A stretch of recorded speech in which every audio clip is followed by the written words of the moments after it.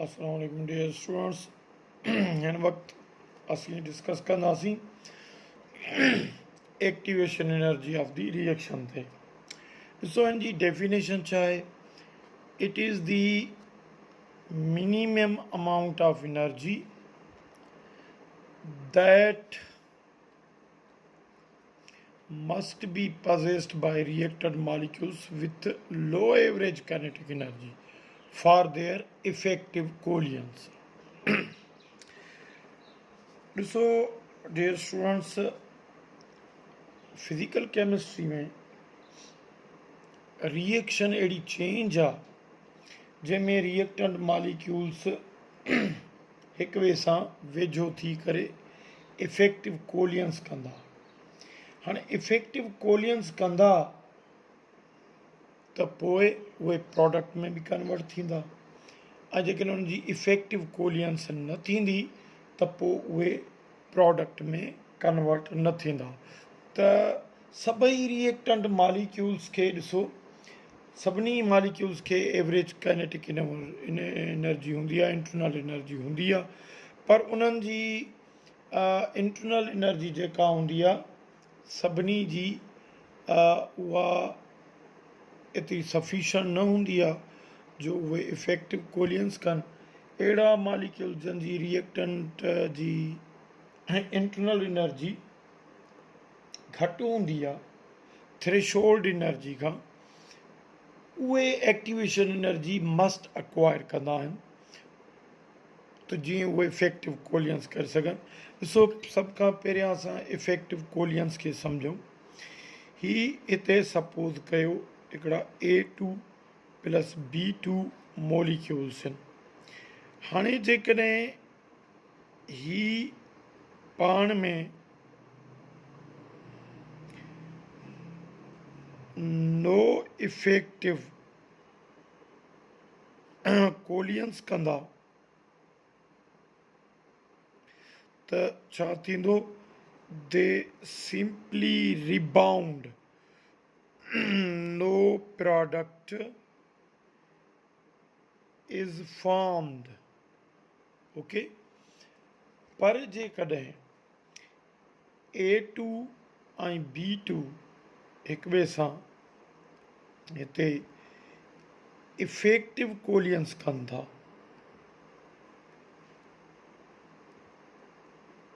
Effective कोलियंस कंदा त पोइ हेॾे ही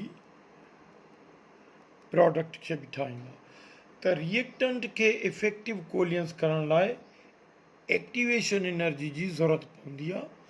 एक्टिवेशन एनर्जी उन्हनि जी एवरेज इंटरनल एनर्जी में एड थी करे या लो एवरेज काइनेटिक एनर्जी में एड थी करे उन्हनि खे एक्टिवेटेड कॉम्प्लेक्स में ताईं पहुचाईंदी आहे, ट्रांज़िशन स्टेट में आणींदी आहे, जीअं उहे प्रोडक्ट में कन्वर्ट थी सघनि।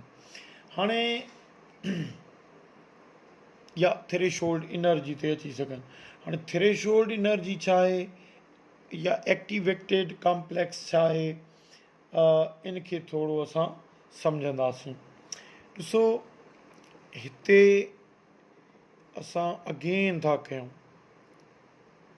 हिकिड़ो A2 मॉलिक्यूल आहे, B2 मॉलिक्यूल्स आहिनि। ही जॾहिं पाण में इफेक्टिव कोलियंस कंदा त इफेक्टिव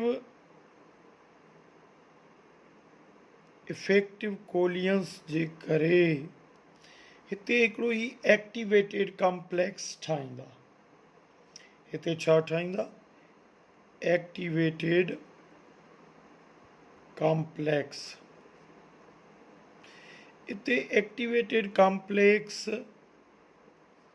किथे हूंदो? ही आहे एक्टिवेटेड कॉम्प्लेक्स। ओके, हाणे हिन एक्टिवेटेड कॉम्प्लेक्स खे असां ट्रांज़िशन स्टेट बि चई सघूं था। माना जेका प्रोडक्ट साइड बि न हूंदी, रिएक्टेंट साइड बि न हूंदी, हिते वञी प्रोडक्ट ठहंदो। हाणे थींदो ईअं त जेका रिएक्टेंट्स आहिनि A2 ऐं B2 मॉलिक्यूल्स, जॾहिं न्यू मॉलिक्यूल ठहणु लॻंदा AB, ठीकु आहे न, हिते AB यानी कि A जो बॉन्ड B सां ठही वेंदो, AB मॉलिक्यूल्स ठाहींदा। जेकॾहिं इन्हनि मॉलिक्यूल्स जी एनर्जी जेका आहे उहा एक्टिवेशन एनर्जी या जे बराबरि हूंदी या उनखां मथे हूंदी त upon their collisions their bonds will break and new bonds will be formed. हाणे सो हिननि जी इफेक्टिव कोलियंस थिए थी, हिननि वटि एक्टिवेशन एनर्जी, हिन जी जेका एनर्जी आहे इंटरनल एनर्जी उहा एक्टिवेशन एनर्जी आहे उनखां वधीक आहे, त हीअ हिक ॿिए सां इफेक्टिव कोलियंस कंदा। ऐं इन में जेको एक्टिवेटेड कॉम्प्लेक्स ठहंदो, इन में छा ठहंदो, जेके पहिरियां वारा बॉन्ड हूंदा उहे टुटंदा ऐं नवां बॉन्ड ठहणु लॻंदा। ओके, त इफेक्टिव कोलियंस जेका थींदी हिते एक्टिवेटेड कॉम्प्लेक्स वटि अनस्टेबल प्रोडक्ट्स ठहंदा, अनस्टेबल स्पेशीज़ पैदा थींदियूं जंहिंखे असां एक्टिवेटेड कॉम्प्लेक्स चऊं था। हाणे छाकाणि तव्हांखे ख़बर आहे त हाई एनर्जी स्टेट में एक्टिवेटेड कॉम्प्लेक्स में ट्रांज़िशन स्टेट वटि high energy species short living हूंदियूं आहिनि, उन जे करे उहे क्विकली पहिरियां वारा बॉन्ड टोड़ींदा ऐं नवां बॉन्ड ठाहींदा। त हिते वञी असांजा ही प्रोडक्ट्स ठाहींदा। त हाणे रिएक्टेंट मॉलिक्यूल्स खे इफेक्टिव कोलियंस करण लाइ रिएक्टेंट मॉलिक्यूल्स खे एक्टिवेटेड कॉम्प्लेक्स में अचण लाइ एक्टिवेशन एनर्जी जी ज़रूरत हूंदी आहे, जीअं उहे प्रोडक्ट में कन्वर्ट थी सघनि। लिहाज़ा असां चई सघूं था it is the minimum amount of energy that must be possessed by reactant molecules with low average kinetic energy या low internal energy। अहिड़ा रिएक्टेंट मॉलिक्यूल्स जंहिंजी इंटरनल एनर्जी लो आहे उन्हनि में एक्टिवेशन एनर्जी मस्ट पज़ेस थींदी, त जीअं उहे इफेक्टिव कोलियंस करे सघनि, एक्टिवेटेड कॉम्प्लेक्स ठाहे सघनि, ट्रांज़िशन स्टेट ते अची सघनि ऐं प्रोडक्ट में कन्वर्ट थी सघनि। हाणे इफेक्टिव कोलियंस वटि थींदो छा आहे, यादि करे छॾियो, इन इफेक्टिव कोलियंस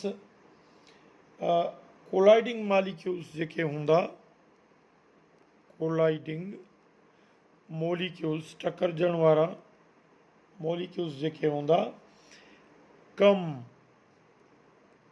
क्लोज, बिल्कुलु हिक ॿिए जे कम क्लोज अची वेंदा, राइट। पोइ छा थींदो, come close two each other, हिक ॿिए जे क्लोज थींदा, स्लो डाउन थींदा, slow down just before collisions. Okay, हाणे इन में छा थींदो यादि करे छॾियो, देयर काइनेटिक एनर्जी, ये MCQs आहे, अची सघे थो, देयर काइनेटिक एनर्जी डिक्रीज़िस, यानी कि जॾहिं हुनजी कोलियंस थींदी आहे, इफेक्टिव कोलियंस थींदी आहे, छा थींदो आहे, हुनजी kinetic energy decreases and potential energy increases. तव्हां खां ॾिसो MCQs पुछी सघे थो त जेकॾहिं रिएक्टेंट मॉलिक्यूल्स इफेक्टिव कोलियंस कंदा त उन वक़्तु कहिड़ी एनर्जी में वाधारो थींदो, कहिड़ी एनर्जी में घटिताई ईंदी, त काइनेटिक एनर्जी डिक्रीज़ थींदी, पोटेंशियल एनर्जी वधंदी। हाणे एक्टिवेशन अपीयर्स जेका थींदी, appears as a hill between reactants and products. हाणे हीअ ॾिसो, सपोज़ कयो हिते ही रिएक्टेंट्स A2 + B2, हाणे हिननि जी हिते रिएक्टेंट जी एवरेज इंटरनल एनर्जी जी ही लेवल आहे, ठीकु आहे न। This is average internal energy, okay, reactant जी। हाणे रिएक्टेंट्स ऐं प्रोडक्ट्स जे विच में हिते ही हिकिड़ी हिल आहे। हाणे हिल जेका आहे ही ट्रांज़िशन स्टेट खे रिप्रेज़ेंट थी करे ही एक्टिवेटेड कॉम्प्लेक्स इते ई पैदा थींदो। हाणे ही एनर्जी लेवल जेका आहे इनखे चइबो आहे थ्रेशोल्ड एनर्जी, ओके। हाणे रिएक्टेंट मॉलिक्यूल्स खे जेका एक्टिवेशन एनर्जी अक्वायर करणी हूंदी उहा ही हूंदी, ही जीअं उहे, this is the activation energy. त रिएक्टेंट मॉलिक्यूल्स एक्टिवेशन एनर्जी जेकॾहिं उन वटि एनर्जी एक्टिवेशन एनर्जी जे बराबरि आहे त ठीकु आहे, न त अदरवाइज़ एक्टिवेशन एनर्जी अक्वायर कंदा। जीअं उहे हिन ट्रांज़िशन स्टेट ते अचनि, एक्टिवेटेड कॉम्प्लेक्स ठहनि, यानी कि ही ट्रांज़िशन स्टेट, एक्टिवेटेड कॉम्प्लेक्स या थ्रेशोल्ड एनर्जी हिकिड़ी हिल आहे बिटवीन रिएक्टेंट्स एंड प्रोडक्ट्स। हाणे रिएक्टेंट्स खे सभ खां पहिरियां रिएक्टेंट मॉलिक्यूल्स खे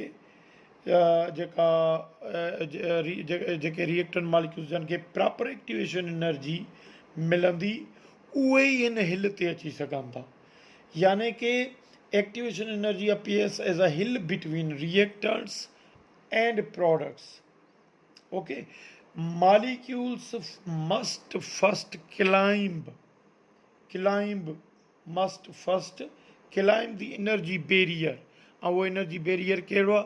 जिते ट्रांज़िशन स्टेट पैदा थिए थी, जिते एक्टिवेटेड कॉम्प्लेक्स थिए थो, ठीकु आहे, जिते थ्रेशोल्ड एनर्जी लेवल आहे। इहा हिकिड़ी हिल आहे। रिएक्टेंट मॉलिक्यूल्स खे पहिरियां हिन हिल ते क्लाइंब करिणो आहे, पोइ रोल डाउन थियणो आहे हेॾे प्रोडक्ट ॾे। हाणे जन मॉलिक्यूल्स खे प्रॉपर एक्टिवेशन एनर्जी हूंदी या अक्वायर थींदी, उहे ई हिन हिल ते क्लाइंब कंदा ऐं उहे ई रोल डाउन कंदा प्रोडक्ट ॾे, प्रोडक्ट वेंदा, इफेक्टिव कोलियंस कंदा, इफेक्टिव कोलियंस बि हिते थींदी, ओके। पर जन वटि प्रॉपर एक्टिवेशन एनर्जी न हूंदी, उन्हनि वटि lack of energy activation energy हूंदी, उहे हिन हिल ते क्लाइंब न करे सघंदा ऐं नतीजे में टॉप ऑफ दी हिल खां वरी फॉल बैक थींदा पोइते एंड केमिकली अनचेंज हूंदो, केमिकली को बि प्रोडक्ट न ठाहींदो।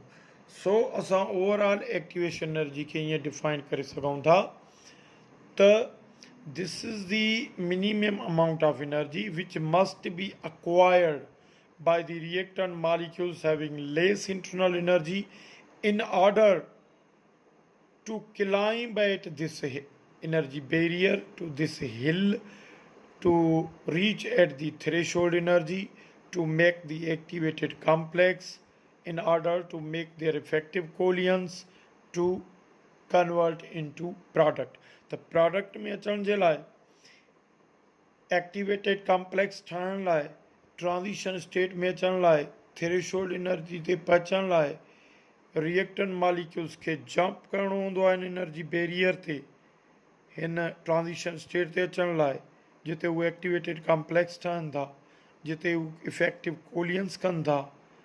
त उन लाइ जेका energy, minimum amount of energy reactant molecules must acquire कंदा, that is called activation energy. हाणे मैथमेटिकली ॾिसो, मैथमेटिकली जेकॾहिं असां एक्टिवेशन एनर्जी खे कैलकुलेट कयूं त ई ॾिसो डिस्टेंस, ही रिएक्टेंट्स ऐं प्रोडक्ट्स जे विच में एनर्जी बैरियर आहे, जंहिंखे असां सॾूं था पिया थ्रेशोल्ड एनर्जी, ओके। हाणे रिएक्टेंट्स हितां खां एक्टिवेशन एनर्जी अक्वायर कंदा जीअं न ते क्लाइम करे सघनि, थ्रेशोल्ड एनर्जी ते अची सघनि। लिहाज़ा मैथमेटिकली असां इहो सिखियोसीं त threshold energy is equal to energy of activation energy, okay, plus average internal energy of reactants। हाणे जेकॾहिं असांखे हिते एक्टिवेशन एनर्जी मालूम करणी आहे मैथमेटिकली, त असां छा कंदासीं, एक्टिवेशन एनर्जी बराबरि थ्रेशोल्ड एनर्जी। अच्छा, इंटरनल एनर्जी खे हेॾे खणी अचूंसि, हिते प्लस आहे, इन तरफ़ थी वेंदी माइनस एवरेज इंटरनल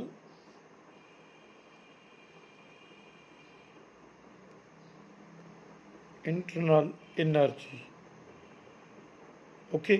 त ही उहा एक्सप्रेशन आहे जंहिंसां असां मैथमेटिकली एक्टिवेशन एनर्जी खे डिटरमाइन करे सघूं था। हाणे सपोज़ कयो थ्रेशोल्ड एनर्जी आहे 31 kilo joule per mole and average energy internal energy जी वैल्यू आहे 12 किलो जूल पर मोल। त पोइ एक्टिवेशन एनर्जी छा हूंदी, असां हिते 31 किलो जूल पर मोल मां माइनस कंदासीं 12 किलो जूल पर मोल। त एक्टिवेशन एनर्जी छा जे बराबरि ईंदी, इन जो एक्टिवेशन एनर्जी ईंदो 19 किलो जूल पर मोल। अच्छा, ढेर सुनो, हाणे स्पीड ऑफ जेका रिएक्शन आहे, speed of reaction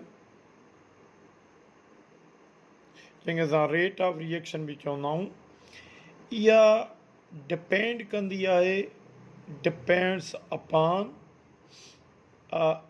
activation energy ते। हाणे अक्सर बेशतर तव्हां पढ़ंदा हो त रिएक्शन, अहिड़ो reaction that have low value of activation energy, that has low activation energy value are fast, उहे फास्ट थींदा। असुल में हिन जो मक़सदु इहो आहे इज़ रिएक्शंस दैट हैव, हिन जो मक़सदु आहे त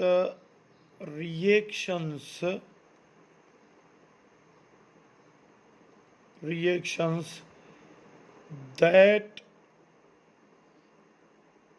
require low activation energy to react are fast। अहिड़ा रिएक्शन जेके लो एक्टिवेशन एनर्जी रिएक्ट करण लाइ रिक्वायर कंदा, यानी कि एक्टिवेटेड कॉम्प्लेक्स में अचण लाइ उनखे लो एक्टिवेशन एनर्जी जी ज़रूरत आहे, त उहे फास्ट थींदा। ॾिसो, ही रिएक्टेंट आहे। हाणे जेकॾहिं हिननि जे लाइ एनर्जी बैरियर घटि आहे, त पोइ हिन थ्रेशोल्ड एनर्जी ते अचण जे लाइ दे रिक्वायर हिते लो एक्टिवेशन एनर्जी, यानी कि हिते लो एक्टिवेशन एनर्जी ज़रूरत थींदी, जंहिंजे करे ही प्रोसेस जल्दी थींदो, छाकाणि त रिएक्टेंट मॉलिक्यूल्स थोरी एक्टिवेशन एनर्जी सां एक्टिवेटेड कॉम्प्लेक्स में अची वेंदा, थ्रेशोल्ड एनर्जी लेवल ते अची वेंदा ऐं इफेक्टिव कोलियंस करे विझंदा। हाणे तव्हां अक्सर ॿुधो हूंदो त कैटलिस्ट ॿिनि क़िस्मनि जा थींदा आहिनि। कैटलिस्ट छा कंदो आहे, रेट ऑफ रिएक्शन खे या त इंक्रीज़ कंदो आहे या त डिक्रीज़ कंदो आहे। हाणे जेको इंक्रीज़ कंदो आहे उनखे चवंदा आहियूं positive catalyst. Positive catalyst, positive catalyst छा कंदो आहे, इट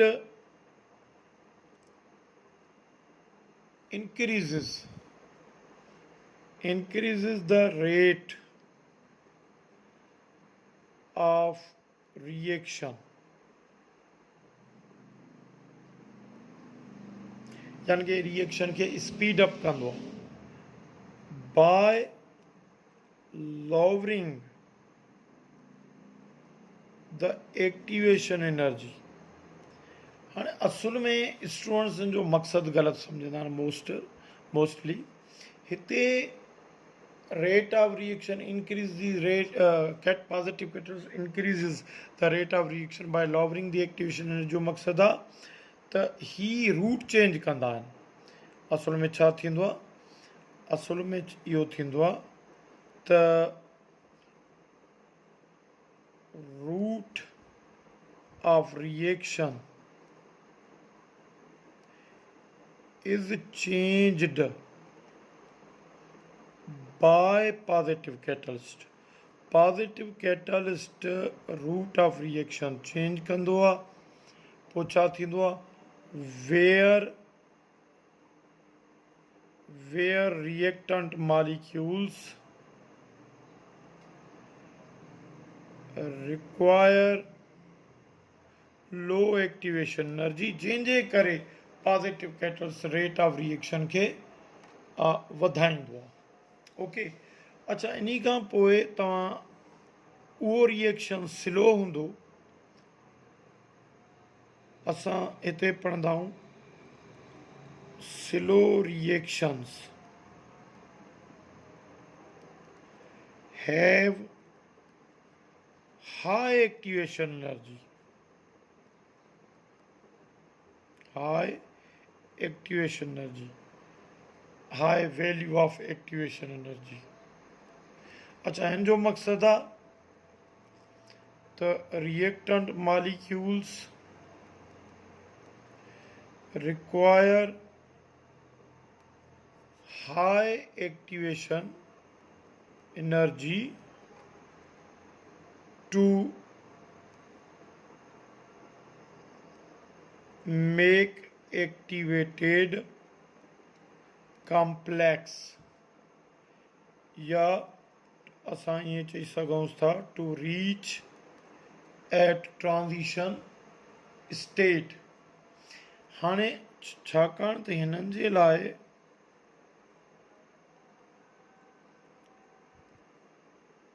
जेका थ्रेशोल्ड एनर्जी जी लेवल आहे, जिते हिनखे एक्टिवेटेड कॉम्प्लेक्स ठाहिणो आहे, उहा हाई आहे, माना ही जेका हिल आहे हिन जी भेट में हाई आहे।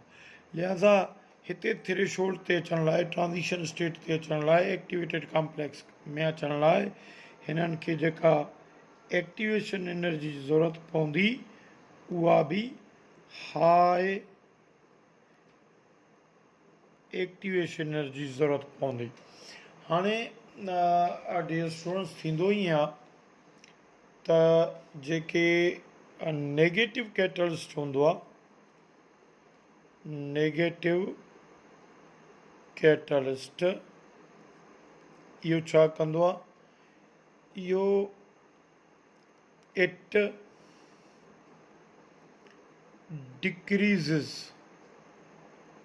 डिक्रीज़ कंदो आहे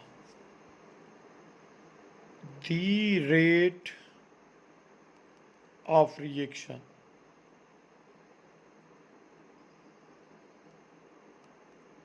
rate of reaction decrease कंदो आहे by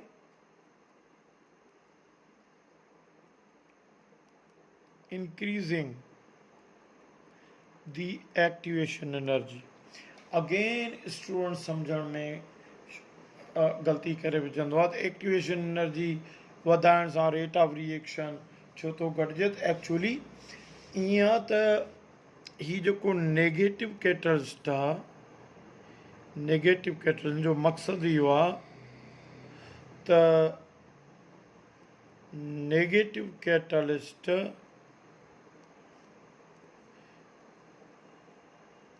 change the route of reaction where high activation energy is required for